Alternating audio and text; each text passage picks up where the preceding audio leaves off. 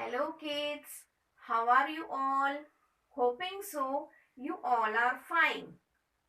I, Miss Hina Sheikh from St. Paul's High School welcomes you all in today's video session.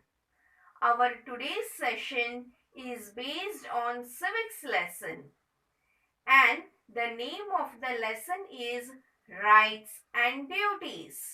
It is being taken up from the textbook Footprint. Being the citizen of a country, we have certain rights and certain duties. So, rights, duties and responsibilities go hand in hand. One cannot exist without the other. Right, kids? Yes. So, let's get updated with the lesson. Hello kids, this lesson is taken from Footprint textbook for Standard 4. The name of the lesson is Rights and Duties, Part 1. What is a constitution? Before we talk about what a constitution is, let's first explain why we need one. Let's start by looking at the fundamental things we all need as human beings. That is, food, shelter, and education, security and protection from violence, recognition and respect as individuals in communities. These are the fundamental things we all need. Right, kids? Okay, to help meet these needs, people create government and give powers to them to exercise for common goods of society. History tells us again and again that power without limits can lead to corruption, dictatorship, and oppression. Free, fair, and regular elections might help in securing a good government. They allow people to select who they want in power. But we also need some basic rules to control how that power is used, so that those who win the elections still have to respect your rights and promote your interest rather than using power for their own benefits.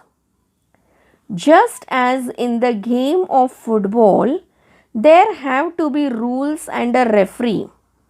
So, in a democracy, there must be rules by which all the players are bound. You may have wondered where the government gets its power from to make laws and check that people obey them. It gets this power from the Constitution. The Constitution is a law, but it is not just an ordinary law. A constitution is a supreme law that establishes, organizes, and empowers the government and determines how other laws are made and implemented. The Constitution tells us how the government is formed. It tells the government what it can do and what it cannot do, and prevents the government from becoming all powerful. It is also more difficult to change an ordinary laws, so that those empowers cannot make up the rules as they go along. It lays down the rights and duties for its citizens and the government to facilitate the smooth functioning of the country. Indeed, nearly all countries in the world have a constitution to establish rules for using powers. That is, every country has its own set of rules according to which the government governs the country. This set of rules is called constitution. Our country also has a constitution. The constitution is a book that lists down all the fundamental laws necessary for governing a country. Dr. B.R. Ambedkar is the architect of the Constitution of India. He was an Indian lawyer and politician. He was independent India's first law minister. The Constitution of India is the longest written and detailed constitution in the world. It came into effect on 26th January 1950 and India became a republic. Since then, this day is celebrated as our Republic Day. How does the Constitution help us? Our Constitution gives every citizen some basic rights. These are called fundamental rights. The fundamental rights are the privileges given to every citizen by the Constitution of India. These rights are necessary to help people become better citizens. The following are some of the rights that we enjoy. Number 1, right to equality. We are all considered equal before the law. Therefore, our Constitution guarantees equality to all its citizens. That is, all citizens, irrespective of their religion, caste, race, creed, and place of birth, are treated as equal. Number 2, right to freedom. Every citizen in our country is free to speak and express his or her views through various media such as radio, television, internet, newspaper, and magazine. Every citizen in our country is free to live and travel anywhere in the country. That means Indian citizens have the freedom to freely move anywhere in the country. They do not require a permit or visa or passport to go from one part of the country to another part of it. And they are free to practice any profession in the country. Means Indian citizens get the privilege of taking up any lawful profession of their choice. Number 3, right against exploitation. We cannot treat others in an unfair manner and take advantage of them. We cannot be forced to work for somebody. Children below the age of 14 years cannot be made to do dangerous work in factories, mines, or work at somebody's home as domestic labor. That means Child labor is another kind of exploitation. Employing children below the age of 14 years in factories or mines or in any other hazardous job is prohibited. Number 4. Right to freedom of religion. Every citizen in our country is free to practice and choose the religion of his or her choice.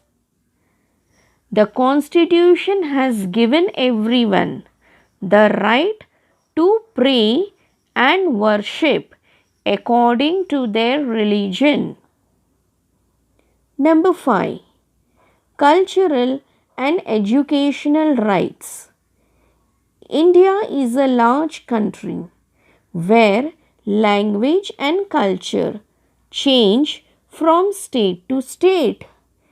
People in each state have the right to preserve, protect, and follow their own culture. They can also set up their own schools and colleges in any part of India. Means cultural and educational rights protects the minority. It also helps them to develop and preserve the culture. Number 6. Right to constitutional remedies. This right gives us the power to seek justice in a court of law if our fundamental rights are taken away. Means this right allows every citizen to move to court if any of the rights are denied or taken away. So, kids, what you saw? We saw that we have certain rights. But along with the rights, we have some duties too. So, let us see our duties.